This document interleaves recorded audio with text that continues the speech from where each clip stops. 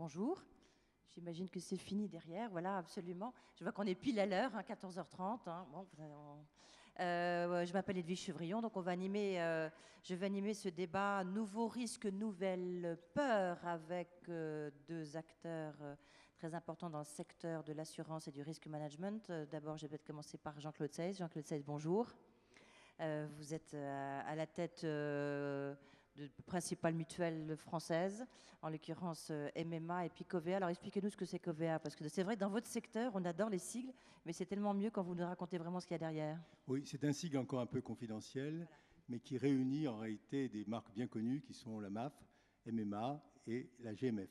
Donc la plupart d'entre vous sont assurés chez nous.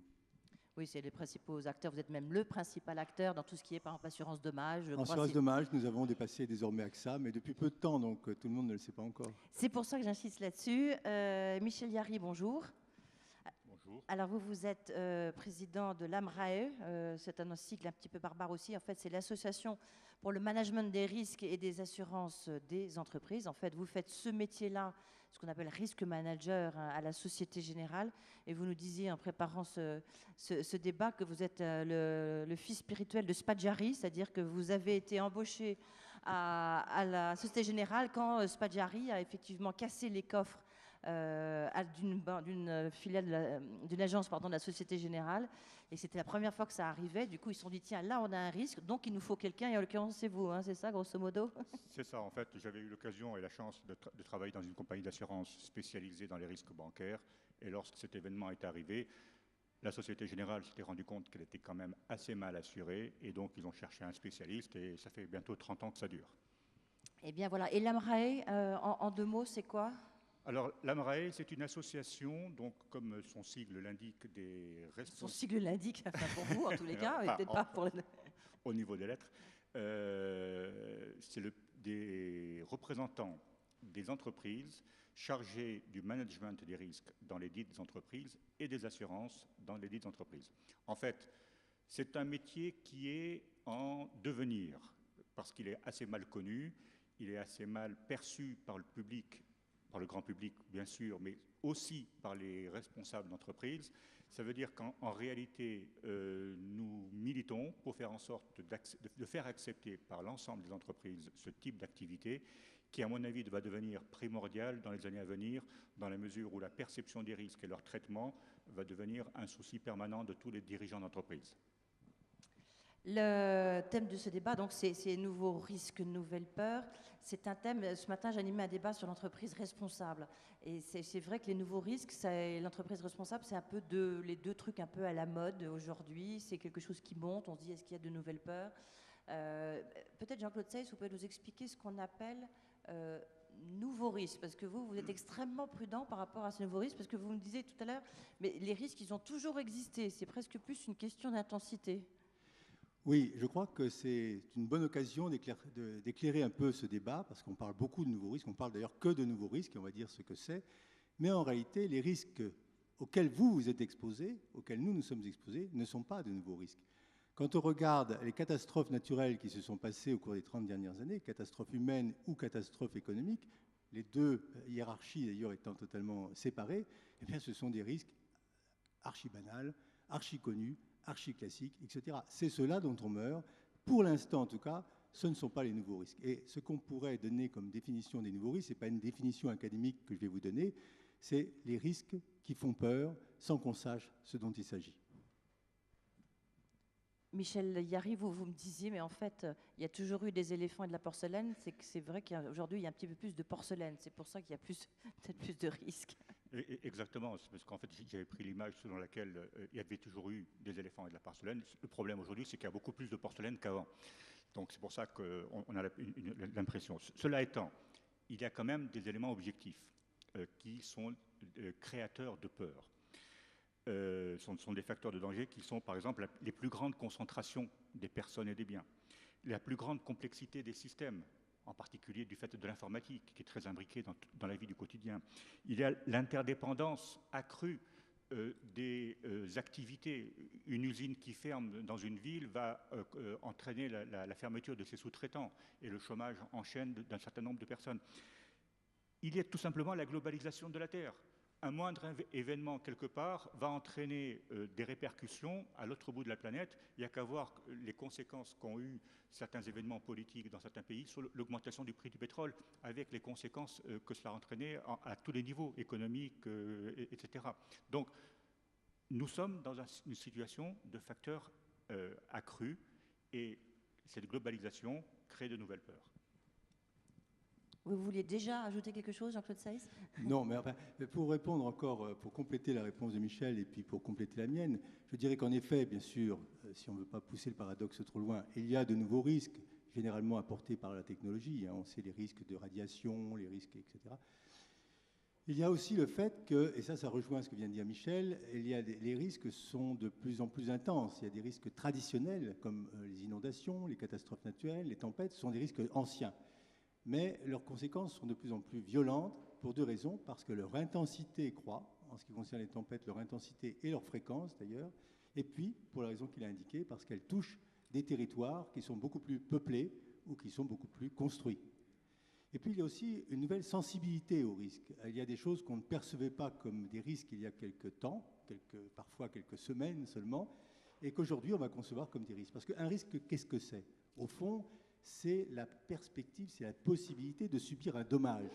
Il n'y a pas de risque s'il n'y a pas de dommage. De dommage potentiel, en tout cas.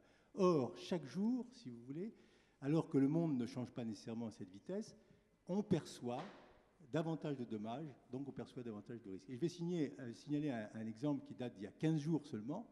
Il y a un avion qui faisait la liaison Tunis-Paris, dans lequel les masques à oxygène sont tombés. Bon, le pilote, très sagement, est retourné à son point de départ. Il ne s'est rien passé. Eh bien, immédiatement, les passagers ont engagé une action judiciaire contre la compagnie pour préjudice d'angoisse. Préjudice d'angoisse. Et il y a quelques années, jamais on n'aurait pu imaginer ça. Puisqu'il y a préjudice, c'est donc qu'il y avait un risque. Et donc, vous voyez qu'il y a des nouveaux risques, non seulement au sens où on entend, et on ne va pas répéter les banalités, toute la technologie est génératrice de nouveaux risques, puisqu'il y a innovation, tout risque lié à une innovation est un nouveau risque en soi, mais il y a aussi cette nouvelle perception des risques qui peut-être étaient existants et qui maintenant sont ressentis comme risques. Je vais donner un autre exemple d'ailleurs. Il y a 15 ans, quand il y avait un jeune accidenté d'un accident automobile, on l'indemnisait pour ses soins, pour son préjudice économique, c'est-à-dire qu'il ne pouvait plus travailler, donc on l'indemnisait.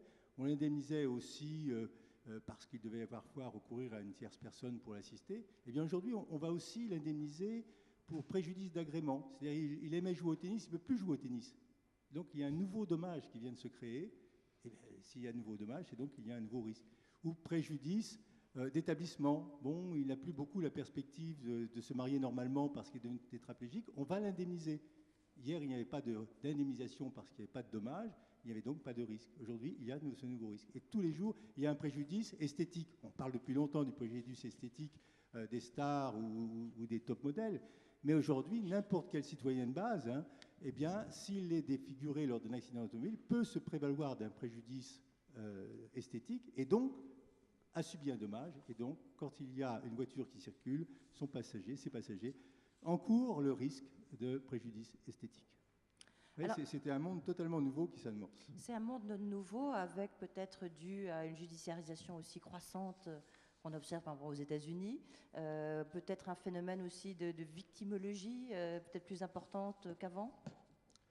Oui, incontestablement, qui n'est pas entièrement anormal d'ailleurs, parce qu'après tout, quand on crève de faim, on accepte certains risques pour pouvoir manger. Quand on a tout, eh bien, tout devient, le moindre écart, la moindre difficulté, le moindre dommage devient totalement insupportable. Mais il y a aussi un lobby de l'indemnisation qui est en route, notamment du côté des avocats. Vous savez qu'actuellement, les pouvoirs publics se posent la question des class actions. En fait, on fait se développer ce préjudice nouveau qui va être le préjudice d'ailleurs juridique. La plupart de vous ignorent sans doute qu'ils encourent des risques juridiques. Il y a pourtant eu des procès récents qui ont montré que même en étant innocent, on peut avoir des difficultés extrêmement sérieuses. Et bien désormais, aujourd'hui, a fortiori demain, nous allons tous, les hommes chefs d'entreprise a fortiori bien entendu, être exposés à une multitude de risques juridiques. D'ailleurs, chez nous, nous avions à un moment un garçon qui était accusé de harcèlement sexuel par sa voisine. ça a été dramatique. Il se trouve qu'elle a accusé tous les autres qu'elle croisait depuis, donc le problème est réglé. Mais vous voyez nous sommes tous dans un environnement où à tous les risques objectifs qu'on pouvait imaginer s'ajoutent des risques de nature sociétale, et en particulier ce risque de judiciarisation, qui concerne tous les responsables politiques, chefs d'entreprise, mais qui, d'une manière plus large, concerne tout le monde, et notamment vous-même. Alors, vous connaissez peut-être l'exercice de la Cité de la Réussite, c'est-à-dire qu'il y a un débat avec vous, mais avant, il y a des questions qui ont été préparées par un panel d'étudiants, en l'occurrence des étudiants de Supélec. Vous pouvez vous présenter, s'il vous plaît? Oui, donc bonjour, je m'appelle Jean-Philippe Assouan, élève ingénieur en 2e année à Supélec. Bonjour, donc moi je m'appelle Alexandre Brantus et je suis également élève ingénieur à Supélec en 2e année. Donc Jean-Philippe et Alexandre ont préparé une petite dizaine de questions qui vont permettre de lancer le débat. Puis après, si vous avez des questions, on va dialoguer avec vous. La première question, Jean-Philippe? Oui, la première question sur le rôle de l'État. Messieurs, comment définiriez-vous le rôle de l'État dans la gestion des nouveaux risques et nouvelles peurs? Et quelles sont les limites de son action? Le rôle de l'État. D'abord, est-ce que l'État a un rôle? L'État a sûrement beaucoup de rôles, mais c'est très difficile d'appréhender ce rôle par rapport à la question. Mais je vais donc répondre d'une manière très partielle, mais pour prendre un exemple. Depuis quelque temps, et notamment depuis 2001, comme chacun le sait, les pouvoirs publics sont terriblement concernés par le risque terrorisme.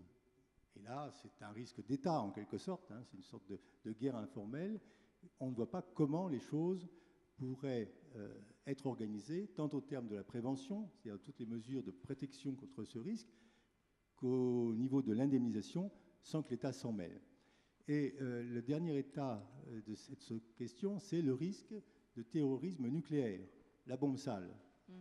Alors, un jour, nous avons été convoqués par les pouvoirs publics, qui nous a dit, bon, ben, bien sûr, vous assurez le risque de bombe sale. Qu'est-ce que ça veut dire? Qu'est-ce que ça veut dire?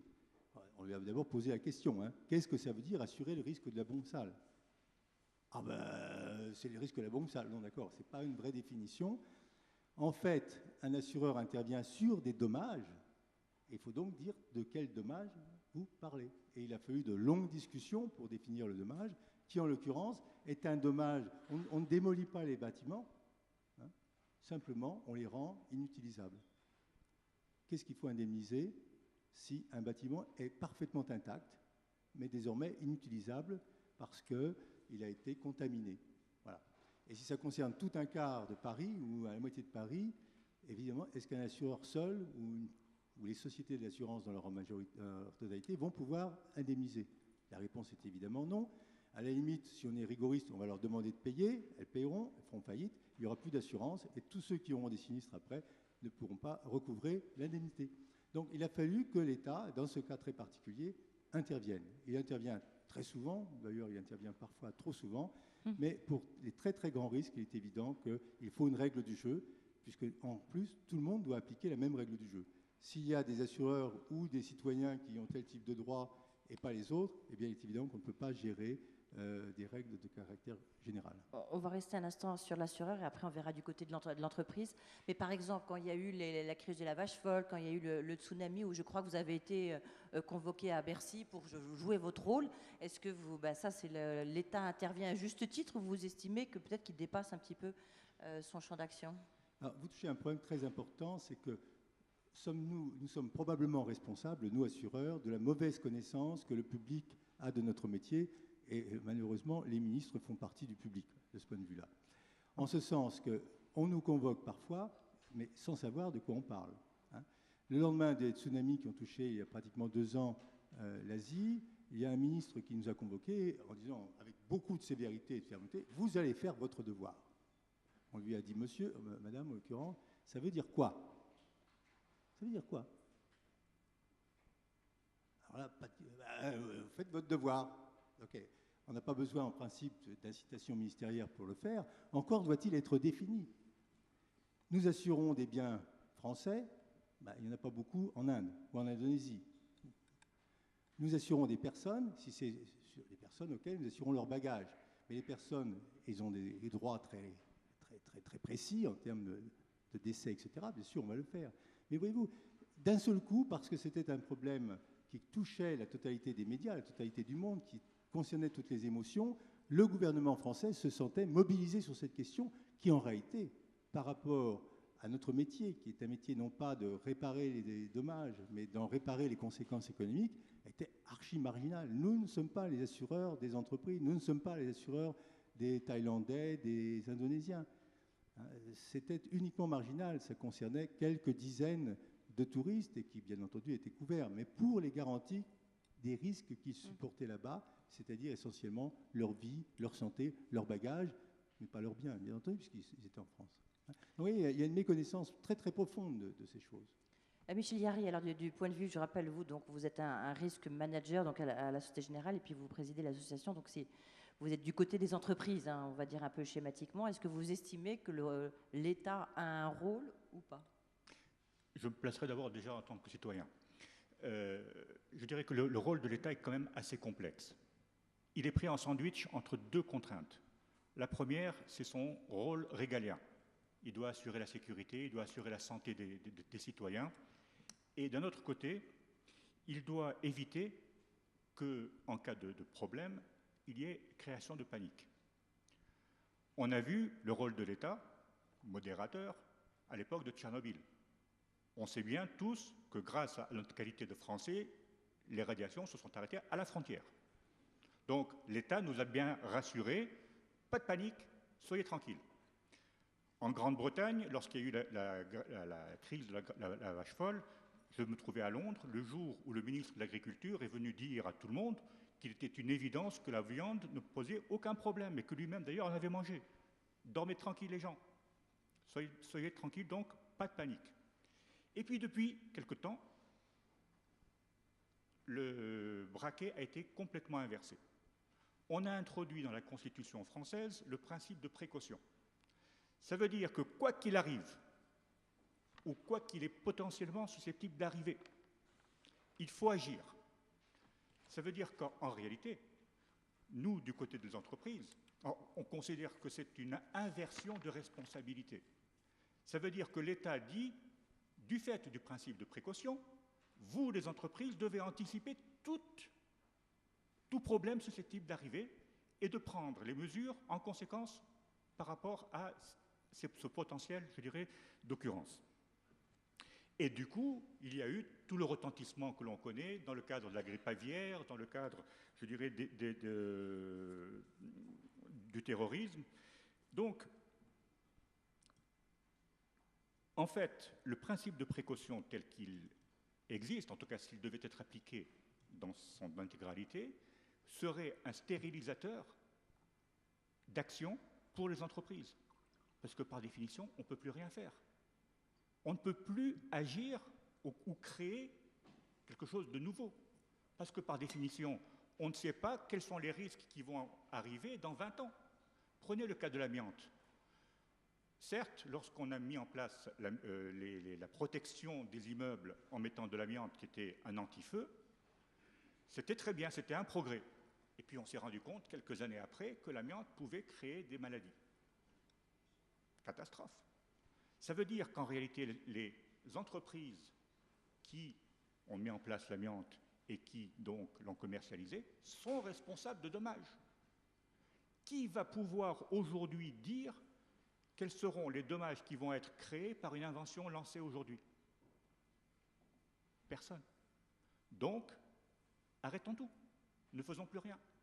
Ou bien, laissons-le faire à l'étranger. Parce que de toute façon, à l'étranger, bon, il y a des pays où, après tout, la vie humaine est moins chère qu'en Europe, et s'il arrive quoi que ce soit, ce n'est pas trop grave. Il n'y a qu'à prendre l'exemple de Bhopal, en Inde. Certes, il y a eu quelques centaines de milliers de morts, mais ce n'est pas important, c'était des Indiens. Le même événement avec 1000 fois moins de victimes en France ou aux États-Unis aurait été une catastrophe mondiale. Donc, attention, la notion de principe de précaution est un principe qui, certes, est généreux dans son principe, mais à mon avis, c'est plus une façon pour l'État de repousser le problème sur le dos des entreprises, mais qui, à terme, peut avoir des effets complètement désastreux sur le développement des activités et la vie des entreprises. Jean-Claude Seyss, rapidement, vous vouliez Oui, non, ajouter quelque chose? Oui, pour abonder dans le sens de Michel, je rappelle qu'en 1972, par exemple, les appels d'offres publics pour la construction des lycées imposaient l'amiante. Donc aujourd'hui, il y a des chefs d'entreprise qui sont condamnés pour avoir répondu à des appels d'offres publics dans les conditions qui étaient celles de l'époque, c'est-à-dire pour éviter les incendies, il fallait de l'amiante. Et puis également un autre commentaire concernant le DDT, par exemple. Vous savez que le DDT a des effets extrêmement néfastes, dit-on, sur la nature, etc. Ça s'accumule pendant des décennies, ça se concentre dans les animaux qui sont en fin de chaîne, etc., alimentaires. Donc on a interdit l'usage du DDT. Conséquence, des centaines de milliers de morts du palu. Donc on envisage de repermettre l'usage du DDT, au moins dans certaines régions. Donc vous voyez, on exige de nous le savoir, la connaissance parfaite du futur, mais en réalité, dans la vie, ce qu'il faut, c'est parfois choisir entre le risque A et le risque B. Alors que le principe de précaution, il nous dit, vous ne prenez ni le risque A, ni le risque B. Alors comment on fait? On fait, il faut vivre, on vous traînera devant un tribunal après, mais c'est peut-être la perspective qu'il faut toujours avoir en tête et accepter d'avance. Est-ce qu'en fait, ce débat, il s'intitule « Nouveau risque, nouvelle peur ». On n'aurait pas dû plutôt inverser, c'est-à-dire appeler ça « nouvelle peur », nouveau risque, parce qu'une peur devient ensuite un risque. Non, je ne sais pas dans quel... qui répond Michel Yary. Oui, enfin, je pense qu'en réalité, la peur précède le risque. Le risque, au sens où M. Seyss l'a indiqué, c'est à savoir la potentialité du dommage. On sait qu'un dommage peut arriver, mais ce que l'on ne sait pas, c'est quelle intensité il va avoir. Et donc, on spécule. On se demande combien va-t-il y avoir de morts, combien va-t-il y avoir de dommages. Un des exemples caractéristiques du fait que la peur précède le risque, c'est l'exemple des Gaulois. Des quoi? Des Gaulois. Ouais. Ils avaient peur que le ciel leur tombe sur la tête. Risque zéro. Pas encore réalisé, en tout cas. Bon, c'est vrai que depuis qu'il y a des avions, il y a des risques. Mais à l'époque, risque zéro. Donc on voit bien que la peur, en tant que potentialité de réalisation d'un dommage, précède et souvent amplifie de manière exacerbée certaines situations, parce que finalement l'imagination est au pouvoir. Les gens imaginent souvent le peur, et puis ça les réconforte d'avoir peur. Oui. Donc une nouvelle question. Nous avons parlé de la perception du risque et de la façon dont on le vit. Finalement, est-ce que dans notre société actuelle, le rôle des médias n'est-il pas trop important quant à la peur qu'il peut engendrer, suivant un risque qui est parfois un petit peu mineur? Le rôle des Pour médias. nourrir les peurs, en plus, ça plaît beaucoup aux politiques, aux médias et aux politiques. Je pense d'ailleurs que le rôle des médias peut être examiné de manière plus globale que par rapport aux peurs et aux risques, mais il est certain que les médias s'intéressent à ce qui est nouveau. On va se contenter peut-être des peurs et des risques, parce que sinon je sens que ça va être le procès des médias. Non, pas du tout, pas du tout. Les médias, par vocation, s'intéressent à ce qui est nouveau, et donc a fortiori à ce qui peut être connu demain, ce qui peut arriver demain.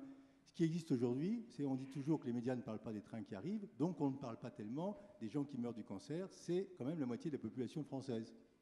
Bon, mais 250 000 morts des cancers en France chaque année, ça n'appelle pas une attention, certes, c'est pas nul comme attention, mais extraordinaire. 10 personnes qui meurent dans le monde entier ou dans l'Europe entière de la vache folle, ça nécessite une couverture extraordinaire. Donc c'est vrai que ce qui est nouveau requiert plus les médias, ce qui est nouveau ouvre le champ de l'imaginaire, ce qui ouvre le champ de l'imaginaire, il y a des tas de gens qui gagnent leur argent en exploitant l'imaginaire des gens, et sans doute qu'autrefois on menaçait nos citoyens de guerre extérieure, maintenant il suffit de les menacer de guerre oui, mais par potentielle exemple, ou intellectuelle. prenons le risque je ne sais pas si c'est un risque, une peur, c'est vous qui allez répondre, hein.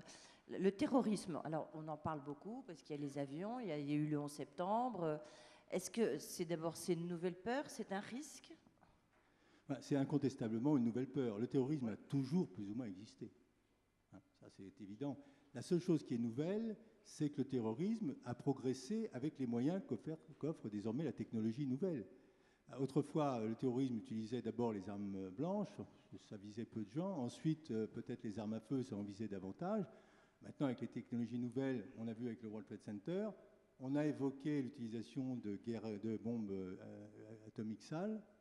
Vous voyez qu'on change de dimension. Donc là, il y a quelque chose de nouveau en ce sens, c'est un nouveau risque. Et deux, on en parle beaucoup plus, et donc c'est un risque qui fait peur. Mais objectivement, si vous regardez le nombre de victimes en France du terrorisme, à part les victimes de l'attentat de Saint-Michel, ça se compte quand même sur les doigts de la main. Hein? C'est donc un tout petit risque objectif en France, et jusqu'à aujourd'hui, Oui. hein, par rapport à une multitude d'autres risques. Hein, les risques de santé, les risques de dépendance, les risques de vieillesse qui s'analysent en centaines de milliers de personnes concernées, en millions de personnes concernées. Hein? Mais il y a cet aspect nouveau. Mais sinon, ce n'est pas un nouveau risque, objectivement. C'est plutôt une nouvelle peur. C'est pas un nouveau risque, une nouvelle peur. Pour vous aussi? Oui, je dirais qu'en fait, le terrorisme, son but n'est pas de créer des morts, c'est de faire peur.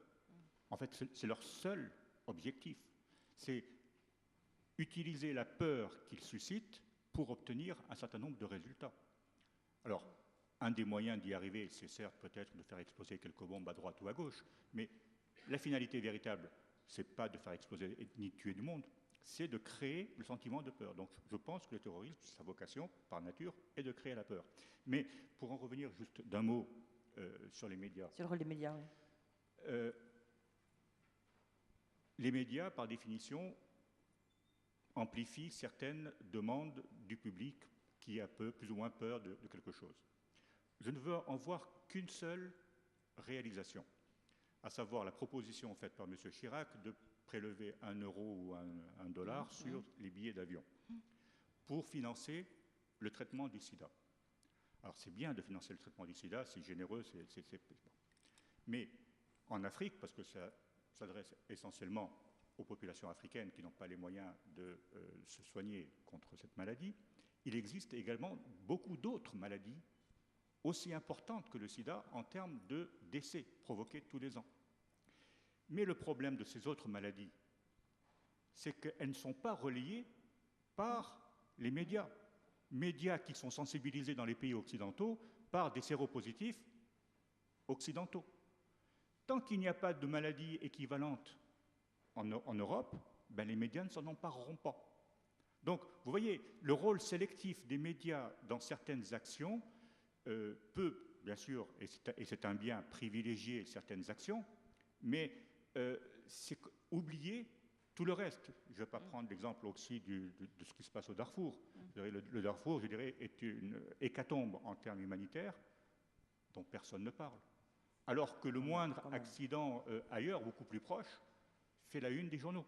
Donc, c'est bien que les médias mettent l'accent sur ce qui est important ou sur ce qui peut arriver, mais attention, pas trop de sélection parce que finalement, on ne privilégie que ce qui est voisin. Et les véritables risques, quelquefois, sont oubliés, en tout cas occultés. Une question sur, justement, on peut peut-être prendre sur la perception du risque. Oui, Parce que ça rejoint un peu, ça va prolonger